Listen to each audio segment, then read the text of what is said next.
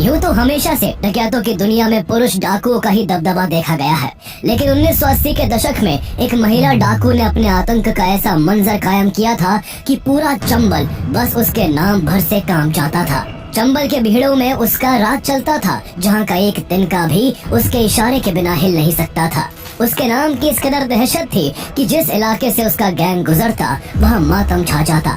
घरों के दरवाजे बंद हो जाते, लोग काम करना छोड़ देते, ऐसा लगता मानो पूरे इलाके में किसी ने कर्फ्यू लगा दिया हो। लेकिन सबसे हैरत की बात ये थी कि उस महिला ने डकैती का ये रास्ता खुद नहीं चुना था, बल्कि हालातों ने उनको इस राह पर लाकर खड़ा कर दिया था। मात्र 11 साल की उम्र में उनकी 45 साल के अधेड़ आदमी से शादी कर दी गई थी, जिसने दिन रात उनका यौन शोषण किया। पति से जो जिल्लत मिली सो मिली, माँ बाप ने भी उन्हें परिवार पर कलंक बताकर किसी कुएं में डूब जाने को कह दिया। इतना कम नहीं था कि उनके सगे चाचा ने उन्हें मात्र 16 साल की छोटी सी उम्र में डाकुओं के हवाले कर दिया, और डाकुओं ने भी उन्हें नोच खाने में कोई कसर नहीं छोड़ी। लेकिन एकाएक वक्त ने करवट बदली और उस बेबस महिला ने कफन की तरह सर पर लाल कपड़ा बांधा, हाथ में बंदूक ली और दुनिया को उसी की भाषा में समझाने के लिए निकल पड़ी। जिस पति ने उन पर सितम ढाए थे, उसे बीच चौराहे पर चाकू मार मार कर अधमरा कर दिया, और जिस बिरादरी के लोगों ने जिस गांव में हफ्तों तक उनकी आबरू लूटी थी, उन्होंने उसी गांव में जाकर उस बिरादरी के सब मर्दों को एक लाइन में खड़ा करके गोलियों से भून डाला। आइए जानते हैं कहानी बैंडिट क्वीन के नाम से मशहूर भारत की मोस्ट वांटेड वुमन फूलन देवी की, जो किसी के लिए मसीहा थी तो किसी के लिए खूंखार हत्यारन, और आखिर कैसे सरेआम दर्जनों लोगों को मौत के घाट उतार देने वाली फूलन देवी आगे चलकर देश की सांसद बन बैठी। The Robin Hood of Chambal, Phulan Devi, known for her brand of biblical justice. फूलन जब खुद अपने गैंग की सरदार बनी तो उसने बेलमई गांव के 22 ठाकुरों को मारकर खुद के साथ जुल्म का बदला लिया। However, her story of becoming the bandit queen is rarely ever discussed. आखिर कौन थी फूलन देवी?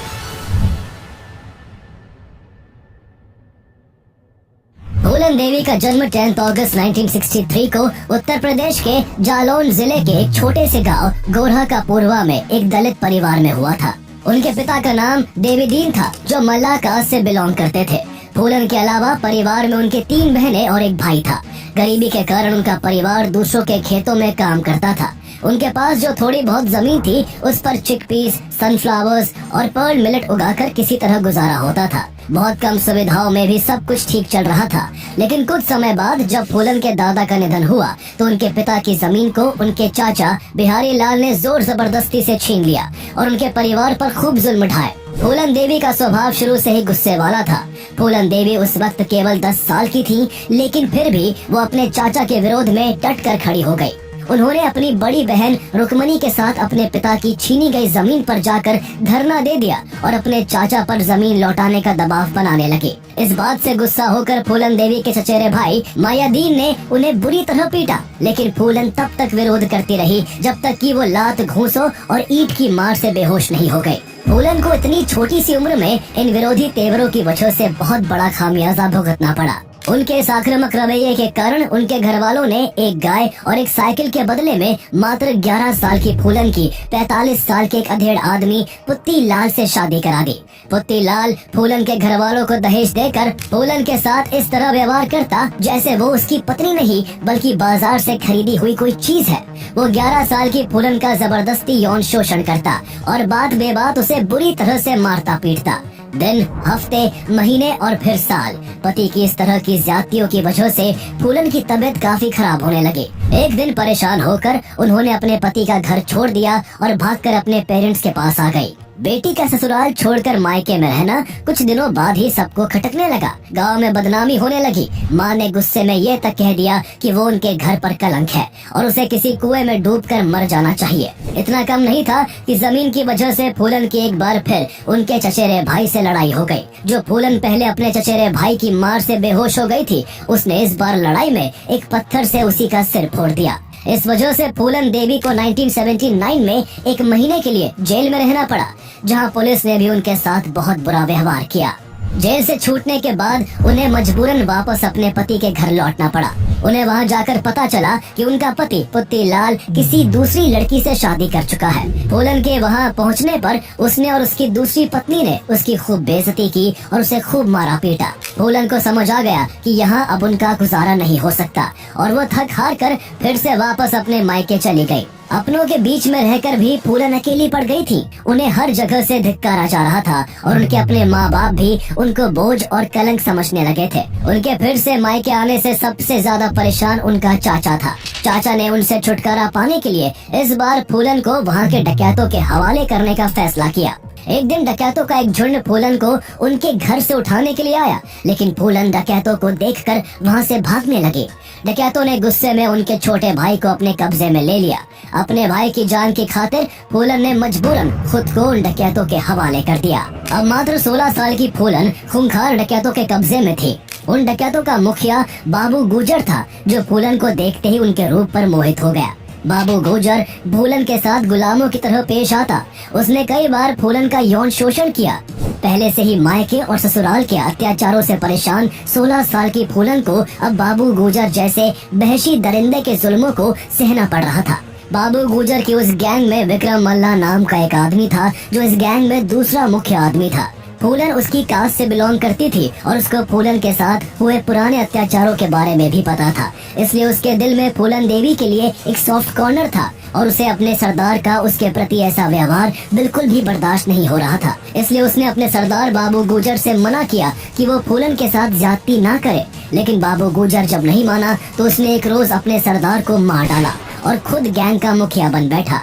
इसके बाद विक्रम ने फूलन देवी को राइफल चलाने, अमीरों के घरों को लूटने और पुलिस की रेड से बच निकलने जैसी डकैती की कई टेक्निक सिखाई। फूलन देवी की जिंदगी यहाँ से बिल्कुल बदलने वाली थी। उन्होंने माथे पर एक लाल कपड़ा बांधते हुए हथियार अपने हाथ में ले लिए थे और गुलामी की जिंदगी को पीछे छोड़ दिया था। उनकी जिंदगी में ये बड़ा बदलाव विक्रम मल्ला की वजह से आया था। इसलिए दोनों के बीच प्यार हो गया और वो एक साथ रहने लगे। विक्रम के कारण गैंग में फूलन का भी काफी रुतबा बढ़ गया। अगले 1 साल में दोनों ने अपने साथियों के साथ मिलकर कई अमीर घरों पर हमला किया और वहां लूटपाट करके खूब पैसा बनाया। पुलिस को चकमा देने के लिए विक्रम मल्ला का गैंग देवरिया, कानपुर और उराई जैसे इलाकों में लगातार अपनी पोजीशन बदलता रहा। फूलन अमीर लोगों को लूटती और उसी पैसे से गरीब लोगों की हेल्प किया करती। इससे फूलन का नाम निचले तबके के लोगों में पॉपुलर होने लगा और कुछ लोगों ने उन्हें दस्यु सुंदरी का नाम भी दे दिया। इसके बाद फूलन देवी ने अपने पति से बदला लेने के मकसद से उसके गांव पर दिन दहाड़े अटैक कर दिया और सबके सामने उसे चाकू मार मार कर अधमरा कर दिया। उसकी बुरी हालत करने के बाद फूलन देवी ने बीच गांव में धमकी देते हुए कहा कि आज से कोई भी बूढ़ा आदमी छोटी उम्र की लड़की से शादी नहीं करेगा और अगर किसी ने ऐसा करने की जरूरत की तो उसका भी यही हाल होगा। इसी बीच 1980 आ चुका था। विक्रम मल्ला के नेतृत्व में ये गैंग अपना नाम करता जा रहा था। फूलन देवी के लिए भी हालात पटरी पर आ चुके थे। लेकिन इसी बीच इस गैंग के पुराने डकैत श्री राम सिंह और लाला राम सिंह जेल से रिहा हो गए। जेल से छूटते ही जब उन्होंने वापस गैंग ज्वाइन की तो उन्होंने देखा कि गैंग में काफी कुछ बदल चुका है। वो दोनों ठाकुर थे और उन्हें बैकवर्ड क्लास से बिलोंग करने वाले विक्रम मल्ला का लीडर होना बिल्कुल भी मंजूर नहीं था। उन्हें इस बात का गुस्सा भी था कि विक्रम ने एक लड़की के चक्कर में अपने ही सरदार का कत्ल कर दिया था। ऐसे में उन्होंने कास्ट के नाम पर गैंग में फूट डालना शुरू की और सो कॉल्ड ऊंची जाति वाले सभी लोगों को अपनी तरफ कर लिया। इसके बाद श्री राम सिंह और लाला राम सिंह ने अपने साथियों के साथ मिलकर विक्रम मल्ला की हत्या कर दी। विक्रम की मौत के बाद फूलन देवी एकदम अकेली पड़ गईं और इसी का फायदा उठाकर श्री राम सिंह ने उन्हें अपने कब्जे में कर लिया। एक दिन श्री राम सिंह और उसके आदमी फूलन को उठाकर बहमाई गांव ले गए, जहां उन्हें एक बंद कमरे में रखकर दिन रात उनकी आबरू को लूटा गया। उनकी इज्जत लूटने वाला सिर्फ एक अकेला श्री राम सिंह नहीं था, बल्कि बारी बारी से उसके सब गुंडों ने फूलन के साथ जाती की। कई बार उनका सामूहिक यौन शोषण भी किया गया। फूलन के साथ ये अत्याचार करीब 3 हफ्तों तक चलता रहा। कई बार इन दरिंदों ने उन्हें पूरे गांव वालों के सामने नंगा करके कुएं से पानी लाने के लिए भी मजबूर किया। फूलन पूरी तरह से टूट चुकी थी। जिंदगी ने उन्हें फिर से दुख की खाई में धकेल दिया था। लेकिन इस बीच श्री राम सिंह के आदमी काफी लापरवाह रहने लगे थे। उनकी इसी लापरवाही का फायदा उठाकर एक दिन विक्रम मल्ला के एक लॉयल साथी मान सिंह मल्ला ने अपने कुछ लोगों के साथ मिलकर फूलन देवी को श्री राम सिंह और उसके गुंडों की कैद से आजाद करवा लिया। वहाँ से छूटने के बाद फूलन देवी ने मान सिंह मल्ला समेत विक्रम मल्ला के सभी लॉयलिस्ट साथियों के साथ मिलकर अपना खुद का ग्रुप खड़ा किया। उन्होंने शुरू में तो श्री राम सिंह के आदमियों के डर से चोरी छिपे काम किया, लेकिन जब एक बार उनका गैंग मजबूत हो गया तो फूलन देवी निडर तरीके से सामने आने लगी। फूलन का गैंग अक्सर अपर कास्ट खासकर ठाकुरों को अपना निशाना बनाता और उन्हें लूटकर जो भी कमाई होती उससे नए नए हथियार खरीदता। डकैती के दौरान उनके गुर्गे कई बार चोरी की गई पुलिस यूनिफॉर्म्स पहनकर घूमते थे, जिससे लोग कंफ्यूज हो जाते और वो आसानी से उन्हें लूट लेते थे। धीरे धीरे फूलन और उनकी गैंग का चंबल के बिहड़ों में नाम होने लगा और यहाँ ठाकुरों और मल्लाहों के बीच जातिगत राइवलरी शुरू हो गई। फूलन ने भी अपने साथ हुए अन्याय को नहीं भुलाया था। उन्हें उनकी इज्जत को तार तार करने वाले लोगों से बदला लेने के सही समय का इंतजार था।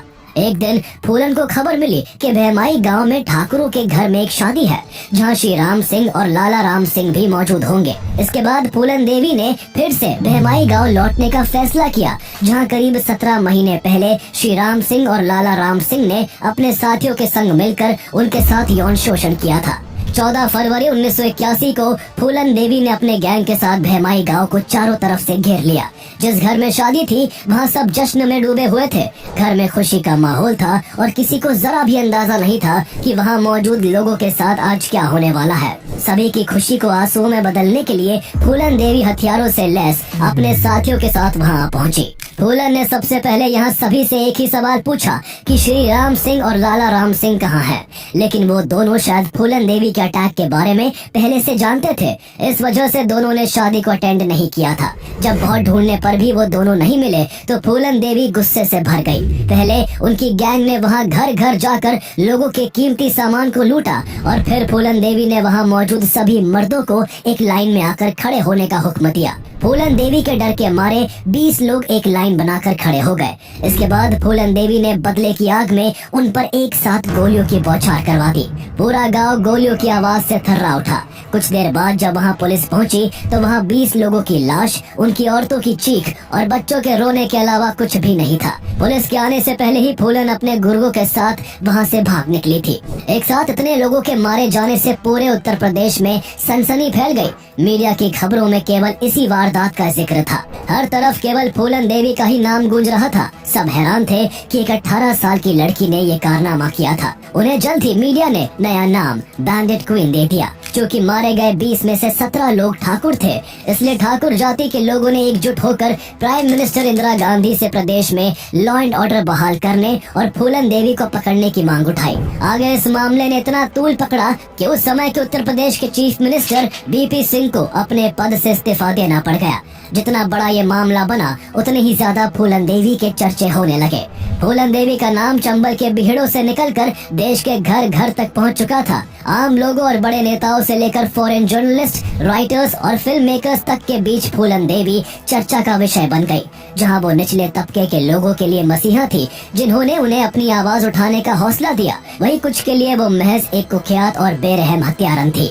जिस बहमई गांव में उन्होंने 20 लोगों को सरेआम गोलियों से भून डाला था, उस गांव में उस जगह पर उन 20 लोगों के नाम से स्मारक बना हुआ है, जो फूलन देवी के खौफ और उस भयानक रात की आज भी याद दिलाता है। चूँकि फूलन का गैंग उत्तर प्रदेश और मध्य प्रदेश के जंगलों में एक्टिव था, इसलिए दोनों प्रदेशों की सरकार जल्द से जल्द फूलन को पकड़ना चाहती थी। दोनों राज्यों की पुलिस फूलन देवी को पकड़ने के लिए चंबल के बिहड़ों में लगातार दबिश दे रही थी। हालांकि हर बार पुलिस को खाली हाथ लौटना पड़ता, क्योंकि फूलन के गैंग के सभी गुर्गे खाकी वर्दी पहनते थे और वर्दी पर बाकायदा स्टार लगाते थे। इसलिए पुलिस जब फूलन को पकड़ने आती तो पुलिस खुद कई बार वर्दीधारियों को देखकर धोखा खा जाती थी। इसका फायदा उठाकर फूलन का गैंग पुलिस पर हमलावर होकर उन्हें काफी नुकसान पहुंचा देता था। लेकिन पुलिस की लगातार कार्रवाई की वजह से फूलन के लिए भी डकैती करना बेहद मुश्किल हो गया था। पुलिस के साथ हुई मुठभेड़ों में फूलन के कई भरोसेमंद साथी मारे जा चुके थे और कई बार तो वो खुद पुलिस के गिरफ्त में आने से बाल बाल बची थी।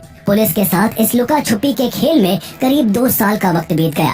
फूलन देवी के हाथ न आने से पुलिस उनकी फैमिली को भी परेशान करने लगी थी। एक बार तो पुलिस ने उनकी मां को पकड़कर 5 महीने तक जेल में रखा, ताकि फूलन देवी परेशान होकर पुलिस के सामने सरेंडर कर दे। लेकिन फूलन ने फिर भी ऐसा नहीं किया। फूलन देवी के पकड़ में न आने से पुलिस पर दबाव काफी बढ़ चुका था। अब तक वो हिंदुस्तान की मोस्ट वांटेड वुमन बन गई थी और सरकार ने उनके सर पर 10,000 का इनाम रख दिया था। उस दौरान चंबल के बिहड़ों में मलखान सिंह का भी काफी नाम था। मलखान और उसके गैंग पर डकैती, अपहरण और हत्या के 94 केसेस रजिस्टर्ड थे। पुलिस की बार बार की कार्रवाइयों से परेशान होकर उसने जून 1982 में मध्य प्रदेश गवर्नमेंट के सामने सरेंडर कर दिया। उसके सरेंडर के बाद मध्य प्रदेश पुलिस चाहती थी कि फूलन देवी भी सरेंडर कर दे। मलखान के सरेंडर करवाने में एसपी राजेंद्र चतुर्वेदी की बड़ी भूमिका थी, इसलिए सरकार ने फूलन के सरेंडर की जिम्मेदारी भी उन्हीं को सौंपी। राजेंद्र चतुर्वेदी ने सबसे पहले मलखान के जरिए फूलन के पास पहुंचने की कोशिश की, लेकिन मलखान इसके लिए तैयार नहीं हुआ। वो नहीं चाहता था कि एक और फेमस डकैत का सरेंडर हो और उसे अपने सरेंडर के बाद मिली लाइमलाइट इतनी जल्दी खत्म हो जाए। इसके बाद राजेंद्र ने खुद फूलन से मिलने का फैसला किया। 5 दिसंबर 1982 की रात राजेंद्र चतुर्वेदी फूलन के गैंग के एक आदमी को साथ लेकर मोटरसाइकिल से चंबल के भीड़ों की ओर निकल पड़े। कुछ घंटों के सफर के बाद खेड़न पहुंचकर फूलन के साथी ने राजेंद्र की मुलाकात फूलन के राइट हैंड मान सिंह मल्ला से करवाई। मान सिंह राजेंद्र को फूलन के पास ले गया, जिसके बाद दोनों के बीच बातचीत शुरू हुई। फूलन ने खुद अपने हाथों से राजेंद्र के लिए चाय बनाई। बातों बातों में राजेंद्र ने फूलन को बताया कि वो उनके घर गए थे। फिर उन्होंने फूलन को उनके परिवार की कुछ तस्वीरें दिखाई और एक रिकॉर्डिंग भी सुनवाई, जिसमें उनकी बहन मुन्नी की आवाज थी। ये सुनकर फूलन ने राजेंद्र से सीधा सवाल किया, आप चाहते क्या हैं और यहाँ किस लिए आए हैं? इस पर राजेंद्र ने कहा, मैं आपका सरेंडर चाहता हूँ। सरेंडर की बात सुनते ही फूलन भड़क उठी और गुस्से में चिल्लाकर बोली, क्या तुम्हारे कहने से मैं सरेंडर कर दूंगी? मैं फूलन देवी हूँ और अगर चाहूँ तो इसी वक्त तुम्हें गोली से उड़ा सकती हूँ। इससे वहाँ का माहौल अचानक से गर्मा गया। मान सिंह ने किसी तरह फूलन को शांत कराया। जब माहौल ठंडा हुआ तो फूलन ने राजेंद्र चतुर्वेदी से पूछा कि क्या गारंटी है कि सरेंडर करते ही तुम मुझे गोली नहीं मार दोगे? इस पर राजेंद्र ने जवाब दिया, भरोसा करिए, मुझे खुद मुख्यमंत्री ने भेजा है। फूलन का विश्वास जीतने के लिए राजेंद्र ने एक प्रपोजल भी दिया कि अगर वो चाहे तो उनकी गैंग का कोई एक मेंबर उनके साथ चलकर मुख्यमंत्री से मिल सकता है। फूलन देवी पिछले 2-3 साल से पुलिस की कार्रवाई के कारण इधर से उधर छिपते छिपाते गुजर बसर कर रही थी। इस बीच उनके कई लोग मारे भी जा चुके थे।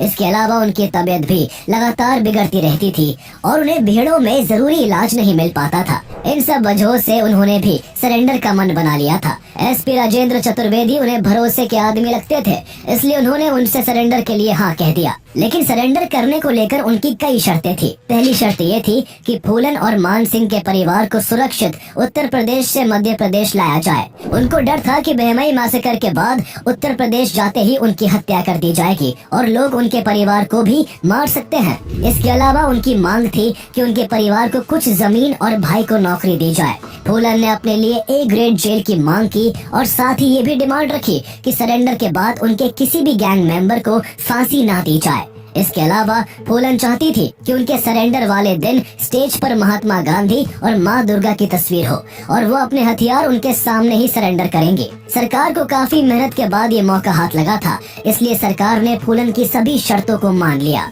इसके बाद फूलन देवी के परिवार को मध्य प्रदेश लाने की कोशिशें शुरू हो गई, लेकिन इस दौरान फूलन की गिरफ्तारी को लेकर यूपी पुलिस और एमपी पुलिस आपस में ही भिड़ गई।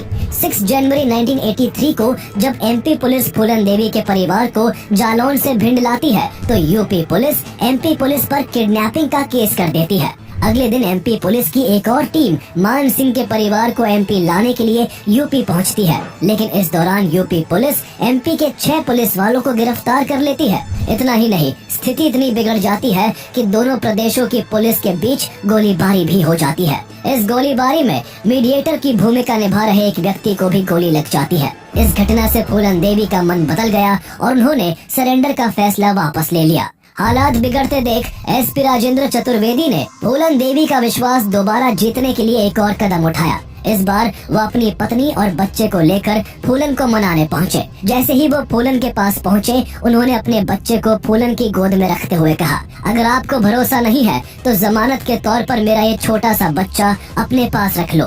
राजेंद्र की इस भावनात्मक अपील से फूलन का दिल पिघल गया और उन्होंने दोबारा सरेंडर के लिए हामी भर दी। इसके बाद 12 फरवरी 1983 के दिन मध्य प्रदेश के चीफ मिनिस्टर अर्जुन सिंह भिंड जिले में खुद फूलन देवी का सरेंडर लेने पहुंचते हैं। वहां करीब 8000 लोग फूलन देवी को देखने के लिए जमा थे।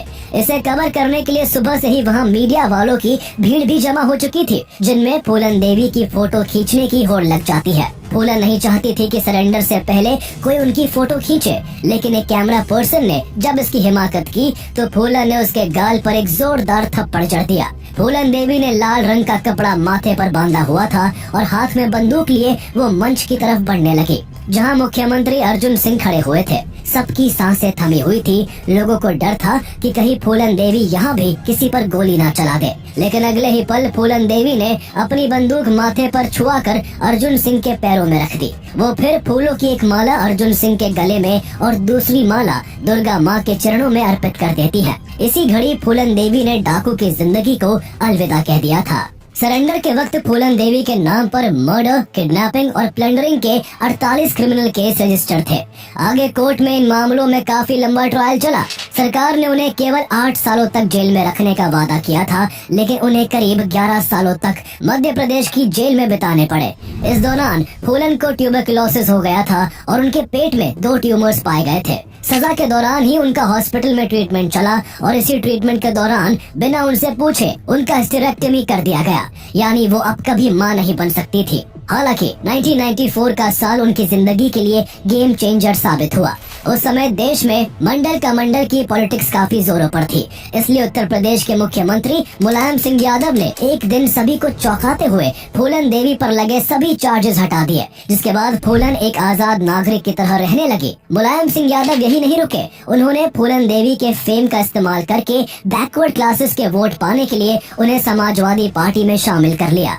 उसी साल फूलन देवी की जिंदगी पर बैंडिट क्वीन नाम की एक फिल्म भी बनी, जिसे बॉलीवुड के फेमस डायरेक्टर शेखर कपूर ने बनाया था। इस फिल्म को कांस फिल्म फेस्टिवल जैसे इंटरनेशनल मंचों पर भी खूब प्रेज किया गया था, लेकिन ये फिल्म फूलन देवी की परमिशन के बिना बनाई गई थी और उन्हें इसमें दिखाए गए कई सीन से काफी दिक्कत थी, इसलिए उन्होंने इस फिल्म का काफी विरोध किया, जिससे इसको लेकर खूब कंट्रोवर्सी भी हुई थी। इसके बाद फूलन देवी ने अपनी जिंदगी को नए सिरे से जीने के लिए उन्मेद सिंह नाम के एक शख्स से शादी कर ली। शादी के कुछ महीनों बाद दोनों ने बौद्ध धर्म को अपना लिया और खुशी खुशी रहने लगे। अब फूलन देवी को जेल से रिहा हुए करीब 2 साल बीत चुके थे और साल 1996 में देश में जनरल इलेक्शन होने वाले थे। ऐसे में मुलायम सिंह यादव ने फूलन देवी को समाजवादी पार्टी के टिकट पर मिर्जापुर से इलेक्शन में खड़ा कर दिया। इसको लेकर काफी हल्ला भी हुआ कि एक डाकू को संसद में पहुंचाने का रास्ता दिखाया जा रहा है, लेकिन ये फूलन देवी पर लोगों का भरोसा ही था कि उन्होंने इस इलेक्शन में शानदार जीत हासिल की।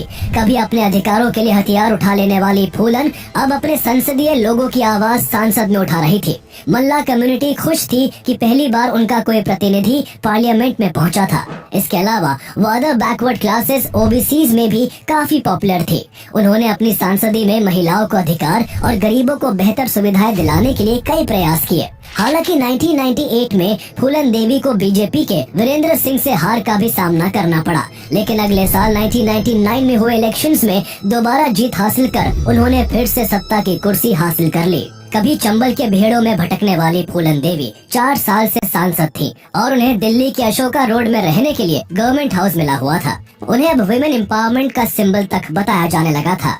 उनकी ये पॉपुलैरिटी उनके दुश्मनों से देखी नहीं जा रही थी। ऐसे में 25 जुलाई 2001 की दोपहर करीब 1:30 बजे जब फूलन देवी नई दिल्ली के 44 अशोका रोड स्थित अपने घर के बाहर खड़ी थी, तभी घात लगाए 3 हमलावरों ने उनके ऊपर गोलियों की बौछार कर दी। उन्हें कुल 9 गोलियां लगी और वो घायल होकर वहीं गिर गए।